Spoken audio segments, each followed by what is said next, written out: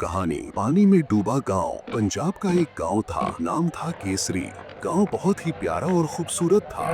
गली कूचों और बाजारों में हमेशा चहल पहल रहती थी। लोग बहुत मिलनसार थे, सब एक दूसरे के साथ हंसते बोलते और मिलजुल कर रहते थे। गांव वालों का रोजगार ज्यादातर गाय, भैंस, बकरी पालना और खेती करना था। दूध बेचकर और खेतों से अनाज उगाकर ही उनका घर चलता था।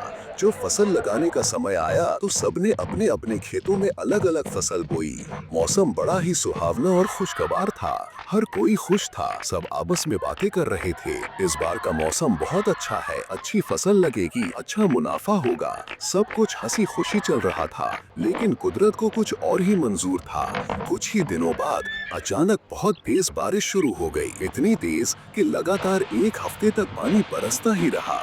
गांव वाले परेशान थे, इतनी बारिश क्यों हो रही है, कब रुकेगी? लेकिन बारिश रुकने का नाम ही नहीं ले रही थी। गांव के पास एक नदी थी। बारिश से नदी में पानी इतना बढ़ गया कि वो उफान पर आ गई। बड़ी बड़ी लहरें उठने लगी। आखिरकार नदी का बांध टूट गया और पानी पूरे गांव में घुस आया। अब हालात और बिगड़ गए, पूरा गांव पानी में डूब गया। सिर्फ घरों की छतें ही दिखाई दे रही थी। गांव के लोग जिन गाय, भैंस, बकरियों पर निर्भर थे, वो सब पानी की लहरों में बहने लगे। लोग इधर उधर भागकर अपने मवेशियों को बचाने की कोशिश कर रहे थे, लेकिन ज्यादातर जानवर बह गए। खेत पूरी तरह पानी में डूब गए, सारी फसल तबाह हो गई। गांव के लोग बहुत परेशान थे। ना कोई सरकारी मदद आई, ना कोई अधिकारी, ना बाहर से कोई सहारा। गांव पूरी तरह अकेला छोड़ दिया गया था, लेकिन गांव वालों ने हिम्मत नहीं हारी। सब एक दूसरे की मदद करने लगे। उन्होंने लकड़ी से छोटी छोटी नावें बनाई। उन्हीं नावों से जरूरतमंद लोगों तक खाना पहुंचाया। जिनके घर डूब गए थे, उन्हें सुरक्षित जगहों पर ले जाया गया। इतनी बड़ी मुसीबत में भी गांव वाले पहले की तरह एक दूसरे के साथ थे, जैसे पहले रहते थे। पानी के बीच ही उन्होंने लकड़ी और तख्तों से एक मजबूत जमीन जैसा प्लेटफॉर्म बनाया, ताकि सब लोग इकट्ठा होकर वहीं खाना खा सकें।